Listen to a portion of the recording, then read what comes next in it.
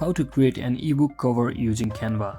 So let's get started. So first, just head over to any of your favorite browser and simply open up the canva.com, which is the official website of Canva, and make sure you are logged into your account. And as you can see here in the search bar, this is the interface where we can use to search different templates, ready-made templates.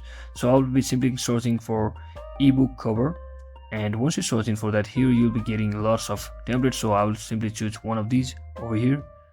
So as you can see, let's say I will choose this and simply click on customize this template, and from here on out you can basically edit everything from this existing cover page, or you can also create it manually from over here. So I'll prefer to use this existing template, and I can simply, let's say, manage or rename all of the title, heading, as well as photo or design as well.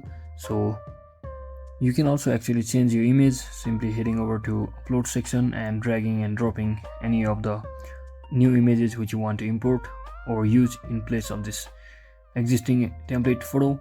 So I'll simply use this cat photo, for example, over here. And once you do that, you can also change other things such as fonts, font color, text color, your background color as well, just like this.